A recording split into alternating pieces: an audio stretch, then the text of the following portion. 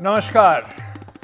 NDTV पे आपका बहुत बहुत स्वागत है। मेरा नाम है अंकित त्यागी। इस वक्त सबसे बड़ी जो खबर सवाल इंडिया का में हम इस वक्त ट्रैक कर रहे हैं वो हिमाचल प्रदेश से आ रही है। मॉनसून की एंट्री के साथ ही देश के कई इलाकों में, कई हिस्सों में बारिश और बाढ़ से हालात जो है वो खराब हो गए। खासतौर से हिमाचल प्रदेश और उत्तराखंड के काफी इलाकों में जनजीवन जो है वो बुरी तरह से प्रभावित है। हिमाचल के मंडी जिले में भारी बारिश और भूस्खलन से 200 से ज्यादा जो सैलानी हैं वो वहां फंस गए हैं। नदियां और नाले उफान पर हैं। भूस्खलन के चलते मनाली चंडीगढ़ हाईवे पिछले 18 घंटे से बंद है। अब मनाली चंडीगढ़ हाईवे बंद होने से करीब करीब मंडी के इलाके में 15 किलोमीटर का जाम लगा हुआ है और बड़ी संख्या में सैलानी जो हैं वो फिलहाल वहां फंसे हुए हैं। हालात इतने खराब हैं कि उन्हें ना तो होटलों में जगह मिल पा रही है और उसके कारण लोगों के बीच में भारी रोष भी है। अब हाईवे से मलबा हटाने का जो काम है वो इस वक्त जारी है, लेकिन अभी इसमें समय लग रहा है।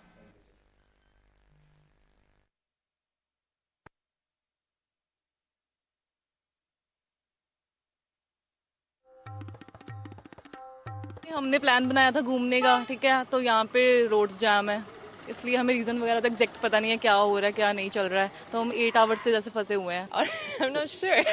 I think there's a landslide up ahead, but we haven't heard much information. We've been here since like 5 in the morning. Oh, we're just wandering around. We thought the traffic was moving, but it looks like it hasn't moved.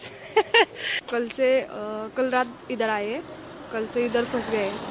अब बोल रहे 24 घंटा लगेगा रास्ता होने के लिए। हम महाराष्ट्र से आए हैं, टूर पैकेज ले लिया है। कटरा होके हम शिमला कुल्लू मनाली जा रहे हैं। कल रात को आए थे, इधर 10 बजे आए थे, यहाँ फंस गए मंडी में। तो आगे का हम टूर ये प्लान कैंसिल करें, वापस जा रहे हैं। हमें दिक्कत ये आ रही है कि हमें बहुत भूख लगी है और तो कोई दिक्कत नहीं, बस वेट कर रहे हैं कब जाम खुले, कब जाएं। कोई ऑफिशियल अपडेट आया प्रशासन? ऑफिशियल अपडेट तो नहीं आई, बट कह रहे हैं कि 3-4 घंटे में हो गए। जो खोती नाला है, जो नई टनल बनी है औट के पास, हनोगी के पास, उससे जो पंडोह वाली साइड का जो एरिया है जहाँ खोती नाला उसे कहते हैं, उसमें कल एक फ्लैश फ्लड आ गया था। तो उसके कारण वहां पे जो है काफी देर तक जो है एनएच बंद हो गया था। लेकिन नाला को जो है कंपनी के द्वारा क्लियर कर उसको पानी को डाइवर्ट करके उस रोड को थ्रू कर दिया गया था। उसके बाद अचानक जो है एक बड़ा भारी लैंडस्लाइड इसी एरिया में, जिसको 6 मील जगह कहा जाता है, मंडी से करीब 7 किलोमीटर है ये जगह, तो वहां पे बड़ा भारी लैंडस्लाइड हो गया। तो वो सारे व्हीकल जो हैं वो कल रात शाम 6 बजे से अभी तक जो है वो सड़कों पर ही खड़े हैं, पंडोह से लेके मंडी तक और उससे भी आगे सुंदरनगर की साइड को काफी भारी संख्या में वाहन जो हैं वो रुके हुए हैं। तो इस वक्त ताजा हालात क्या हैं, क्या कोशिशें की जा रही हैं और कब तक लोगों को राहत मिलने की उम्मीद है, इस पर बात करने के लिए हमारे साथ ओंकार शर्मा साहब जुड़ रहे हैं। मुख्य सचिव हैं आपदा प्रबंधन हिमाचल प्रदेश सरकार के। बहुत बहुत शुक्रिया सर हमसे बात करने के लिए। सबसे पहले मैं आपसे पूछना चाहूंगा कि अभी ये जो सैलानी जो बताए जा रहे थे काफी घंटों से फंसे हुए थे, क्या हालात हैं सर क्या अभी उस पूरे हाईवे पर? देखिए, जो इसके हमें मूल इशू में जाना चाहिए, ये जो मेन मंडी से मनाली का नेशनल हाईवे का चौड़ा करने का काम चला हुआ है। इसलिए जो 6 माइल की जो बात की जाती है, वहां पे 2-3 जगह में हैवी लैंडस्लाइड हुआ है क्योंकि कटिंग हुई है। उस वजह से मंडी और मनाली के बीच में अवरुद्ध हो गया है। दूसरा ये मानने की बात है कि पिछले 24 घंटों में मंडी और उसके आसपास में भारी बारिश हुई है, जिससे की वजह से हमारे मंडी के जो है 4-5 जगहों में फ्लैश फ्लड आए। हमारा एक मंडी से कुल्लू के लिए अल्टरनेटिव जो कटौला मार्ग था, वहां पे भी फ्लैश फ्लड के कारण जो है अवरुद्ध हो गया था। लेकिन अभी जो लेटेस्ट जो मुझे डिस्ट्रिक्ट मजिस्ट्रेट ने जानकारी दी है कि मंडी से कुल्लू की तरफ जो है एक 1 वे ट्रैफिक खोल दी गई है। और क्योंकि जैसा कि आपको पता ही है कि बहुत समय से लाइनें लगी हैं, तो इसको क्लियर होने में समय लगेगा। तीसरा जो हमारा अल्टरनेटिव मार्ग है वो गोहर से होकर के चाल चौक होकर के पंडोह आने का है, क्योंकि सारी की सारी ट्रैफिक जो है वहां पे डाइवर्ट हो गई थी। तो क्योंकि मार्ग की क्षमता कम है, इसलिए वहां पे भी जगह जगह पे ट्रैफिक जाम लग गया है। लेकिन वहां पे पुलिस फोर्स और एसटीआर की फोर्स को भेज दिया गया है। तो मुझे लगता है कि क्योंकि अनप्रेसिडेंटेड ट्रेन के कारण और ये हाईवे नेशनल हाईवे का काम होने के कारण ये स्थिति उत्पन्न हुई है, मुझे लगता है कि थोड़ी और समय का इंतजार करना पड़ेगा। और हमारा जिला प्रशासन कुल्लू और मंडी सभी और हमारे विभाग जो पीडब्ल्यूडी और NH के जो अधिकारी हैं वो लगे हुए हैं। ये जो और उनको अभी जो है इससे पहले हम कुछ यात्रियों की बात सुन रहे थे, आप बिल्कुल ठीक कह रहे हैं कि फ्लैश फ्लड भी वहां पर था और भारी बारिश हुई है, उसके कारण ये लोग फंसे हुए हैं। लेकिन यात्री जो यहाँ पर फंस गए हैं, गाड़ियों में लोग फंसे हुए हैं, उन्हें होटलों में जगह नहीं मिल पा रही है, कुछ लोग बड़े भूखे प्यासे भी हैं, उसके लिए भी क्या कुछ इंतजाम सरकार कर रही है लोगों को राहत पहुंचाने के लिए? देखिए, ये जो डायरेक्शन जो है कंसर्न जो हमारे जिलाधीश हैं उनको और उनके सब डिविजनल मजिस्ट्रेट को दे दी गई है कि जो भी पॉसिबल जो हेल्प है वो जो है सैलानियों को पहुंचाई जाए, चाहे वो क्या नाम उसका स्नैक्स देने की बात आती है या पानी पहुंचाने की। तो जिला प्रशासन को यह जो है आदेश सरकार की तरफ से दिए गए हैं कि किसी भी प्रकार के सैलानियों को किसी भी प्रकार की कोई असुविधा ना हो, क्योंकि ये एक अनप्रेसिडेंटेड रेन हुई है। इसकी वजह से इस बार जो है पीक पे अभी हमारा सीजन था और बहुत ज्यादा टूरिस्ट आए थे, इसीलिए ये लंबे लंबे जाम की स्थिति बनी है। मुझे लगता है कि आने वाले कुछ समय में ये धीरे धीरे ये सारा ठीक हो जाएगा। क्या कोई हेल्पलाइन नंबर वगैरह भी आपने जारी किया है? लोग जो फंसे हुए हैं या परेशान हैं वो उस नंबर पे कॉल करके सहायता मांग सकते हो? ये हमारा 1077 नंबर का जो हमारा ये हेल्पलाइन का नंबर है उस पर कॉल कर सकते हैं। लेकिन हम अभी लोकल एडमिनिस्ट्रेशन को कहते हैं कि वो कुल्लू की साइड में भी और मंडी की साइड में भी जिला प्रशासन वहीं आकर के जो है लोगों से कांटेक्ट करेगा और वहां पे जो है उनको जो है हेल्पलाइन के जो नंबर को विस्तृत किए जाएंगे। यहाँ से भी स्टेट डिजास्टर मैनेजमेंट की तरफ से भी ये नंबर जारी कर दिए जाएंगे। जी, ये भी मैं थोड़ा आपसे जानना चाहता हूं। आपने बताया कि उसमें हाईवे का काम भी चल रहा है, इसकी वजह से भी रास्ते कई जगह पे प्रभावित हुए हैं, उसकी वजह से लैंडस्लाइड भी बढ़ी है। लेकिन जो बारिश है उसका अनुमान लगाया जा रहा था, उसको देखते हुए क्या पहले से भी कुछ इंतजाम सरकार की तरफ से किए गए थे कि ऐसी स्थिति उत्पन्न ना हो? देखिए, हर बार जो है हम लोगों ने NDRF, SDRF और जो सिविल डिफेंस के लोग जो है प्री पोजिशन किए होते हैं। उसके साथ साथ PWD की और NH की जो हैवी मशीनरी है वो भी डिप्लॉय की जाती है। लेकिन क्योंकि ये बहुत ज्यादा बारिश हुई है जो उसकी वजह से जो मैसिव लैंडस्लाइड आए हैं, तो मुझे लगता है कि जो मशीनरी डिप्लॉय की थी उसमें भी बहुत समय लग रहा है इसको क्लियर करने में, क्योंकि ये इसको जो हाईवे नेशनल हाईवे को जो है बनाया जा रहा है तो कटिंग हुई है, उसकी वजह से मैसिव लैंडस्लाइड आए हैं, तो इसमें थोड़ा समय लग रहा है। जी, मैं अंत में आपसे पूछना चाहता हूं सर, लोग जो अभी फंसे हुए हैं या कुछ प्लान कर रहे हैं हिमाचल में आने की, क्योंकि अगले काफी दिनों में भारी बारिश की अनुमान लगाया जा रहा है हिमाचल प्रदेश में, उनके लिए एहतियातन आप क्या कहना चाहेंगे? क्या लोगों को अपनी छुट्टियां भी कैंसिल कर देनी चाहिए? क्या कहना चाहेंगे आप? देखिए, ये क्योंकि एक कंसंट्रेटेड जब बहुत ज्यादा डाउनपॉर होता है एक पर्टिकुलर जगह में होता है, जिसे हम फ्लैश फ्लड या क्या नाम इसको क्लाउड बर्स्ट बोलते हैं, उसकी वजह से ये स्थिति आई है। अदरवाइज हिमाचल में टूरिस्ट आ सकता है, और क्योंकि ये अनप्रेसिडेंटेड रेनफॉल हुआ तो उसकी वजह से ये लैंडस्लाइड की ऐसी स्थिति बनी। हालांकि अगर आप कांगड़ा की एरिया में देखें या हमारे डलहौजी का क्षेत्र है या शिमला में है, वहां पे इस प्रकार की स्थिति नहीं है। अपना जो लोकल वार्निंग को ध्यान में रखते हुए जो भी टूरिस्ट है वो हिमाचल आ सकते हैं। ऐसी कोई स्थिति का हम नहीं देख पा रहे कि ऐसी कोई स्थिति होगी कि उनको अपनी छुट्टियां कैंसिल करनी पड़े। ये वन ऑफ इंसिडेंट है।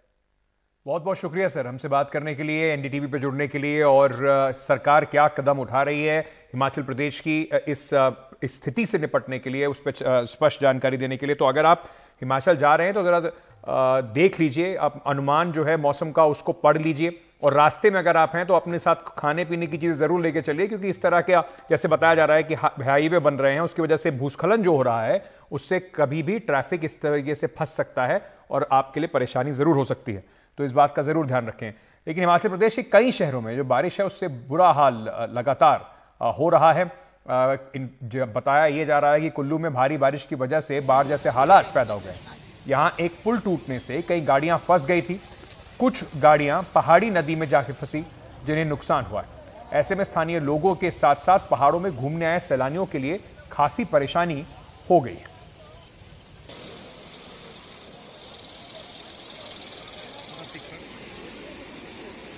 वहीं हिमाचल प्रदेश के ही शिमला के रामपुर इलाके में भारी बारिश के बाद बादल फटने जैसी स्थिति से सड़कों को भारी नुकसान हुआ है। पहाड़ों के निचले इलाके में पानी का तेज बहाव आता दिख रहा है। मिट्टी और छोटे छोटे चट्टानों का मलबा रास्ते पर बिखरा हुआ दिख रहा है, जिससे ट्रैफिक पूरी तरह थम गया है। सैकड़ों गाड़ियां फंस गई हैं। हिमाचल प्रदेश के अलग अलग इलाकों में 6 लोगों की मौत होने की भी खबर सामने आई है। 2-3 नाले डिवाइड हुए, इसमें शायद एक। हिमाचल प्रदेश से आपको उत्तराखंड की भी थोड़ा हालात का जायजा देते हैं। हरिद्वार में लगातार भारी बारिश के कारण भूस्खलन देखते हुए जो प्रशासन है उसने लोगों को चौकन्ना रहने को कहा है, जिसके कारण जो सड़क है उस पर कई जगह पर पत्थर गिरे दिखाई पड़े। इससे यातायात हरिद्वार का जो हाईवे है उस पर बाधित हुआ है। हालांकि प्रशासन रास्ते के पत्थरों को हटाने का काम कर रहा है, वहीं रास्ते पर जाम भी देखने को मिल रहा है। अब आपको जम्मू कश्मीर लिए चलते हैं, जहां पर रामबन जिले में मेहद और कैफेटेरिया मोड़ में भारी बारिश के कारण हुए भूस्खलन के कारण जम्मू श्रीनगर जो हाईवे है वो यातायात जो है वहां पर बाधित हो गया है। रास्ते में पत्थरों के पड़े होने के कारण पूरे रास्ते में जाम लगा हुआ है, जिसके कारण लोगों को काफी परेशानियों का सामना करना पड़ रहा है।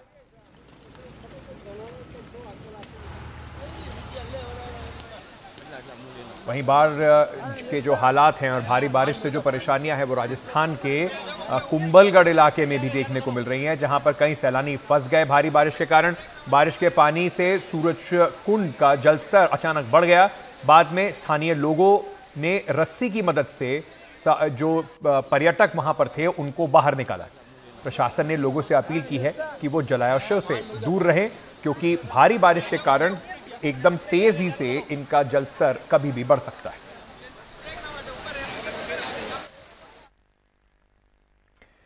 चलिए अब आगे बढ़ते हैं और बात करते हैं गृहमंत्री अमित शाह की, जो अमेरिका और मिस्र के दौरे से लौटने के बाद प्रधानमंत्री नरेंद्र मोदी से उनकी आज मुलाकात हुई। गृहमंत्री ने प्रधानमंत्री नरेंद्र मोदी को मणिपुर के हालात की जानकारी दी। इसके बाद प्रधानमंत्री नरेंद्र मोदी ने अपने वरिष्ठ मंत्रियों के साथ बैठक की और अलग अलग मंत्रालयों के कामकाज का जायजा लिया। गृहमंत्री अमित शाह की सर्वदलीय बैठक के बाद मणिपुर के मुख्यमंत्री एन बीरेन सिंह ने कल दिल्ली में गृहमंत्री से मुलाकात की थी।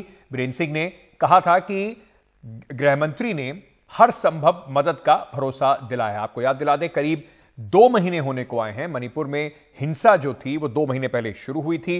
अब पिछले कुछ दिनों में अच्छी बात यह है कि किसी के हताहत या मारे जाने की खबर नहीं है, लेकिन जो राज्य है उसमें स्थिति अभी तक सामान्य नहीं है।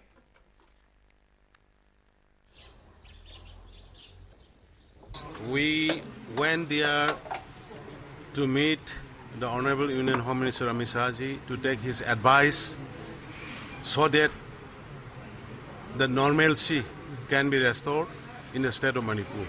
That's the things. Opposition will always demand, good or bad, that doesn't bother. Always demand the ruling party, chief minister should resign, ruling party government is bad. It is a natural for the Congress. Nothing to say.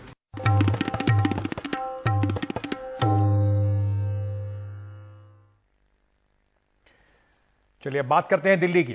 Delhi के प्रगति मैदान के tunnel में दिन दहाड़े लूट की जो वारदात है उसका सीसीटीवी कैमरा सामने आने से, उसकी फुटेज सामने आने से देश में सनसनी मची हुई। 24 जून को यह घटना सीसीटीवी कैमरे में कैद हुई। इसमें साफ दिख रहा है कि 2 मोटरसाइकिल पर सवार 4 बदमाशों ने जबरन कैब रोककर करीब 2 लाख रुपए लूट लिए। ये सब इन बदमाशों ने बंदूक की नोक पर किया। पुलिस ने इस मामले में केस दर्ज कर लिया है, लेकिन 2 दिन बीत जाने के बावजूद बदमाशों का कोई पता अभी तक नहीं चल पाया है। मजनू के टीले इलाके के पास की सीसीटीवी फुटेज पुलिस के हाथ लगी है, जिसमें 4 बदमाश नजर आ रहे हैं। ये लूट के बाद की सीसीटीवी फुटेज, जो तस्वीरें आप इस वक्त देख रहे हैं, बदमाशों के हाथ में वो बैग है जिसको लूटा गया है और साथ ही साथ वो बिल्कुल दिन दहाड़े हथियार लहराते नजर आ रहे हैं। अब इस घटना के बाद लगातार दिल्ली में जो कानून व्यवस्था है उसको लेकर सवाल उठाए जा रहे हैं। दिल्ली के मुख्यमंत्री अरविंद केजरीवाल ने ट्वीट करके इस जो वारदात हुई है उस पर उपराज्यपाल पर निशाना साधा। उन्होंने ट्वीट में कहा कि एलजी को इस्तीफा दे देना चाहिए। किसी ऐसे व्यक्ति को मौका देना चाहिए जो दिल्ली के लोगों को सुरक्षा प्रदान कर सके। अगर केंद्र सरकार दिल्ली को सुरक्षित नहीं बना सकती है तो हमें सौंप दे, हम आपको दिखाएंगे कि कैसे शहर के नागरिकों के लिए उसको सुरक्षित बनाया जाए। साथ ही साथ कांग्रेस ने भी इस पर निशाना साधते हुए एक ट्वीट करके जो केंद्र सरकार है और गृह मंत्री अमित शाह और केंद्र सरकार के ऊपर निशाना साधा है। तो कुल मिलाकर दिल्ली के अंदर एक के बाद एक जिस तरीके की पिछले कुछ दिनों से वारदातें चौंकाने वाली सामने आई हैं, उसको लेकर क्योंकि कानून व्यवस्था सीधे लेफ्टिनेंट गवर्नर के अंडर आती है, लेफ्टिनेंट गवर्नर के साथ साथ जो मिनिस्ट्री ऑफ होम अफेयर्स है उसके अंडर में दिल्ली पुलिस आती है, उसको लेकर निशाना भी साधा जा रहा है और राजनीति जो है वो भी इस पे बदस्तूर जारी है।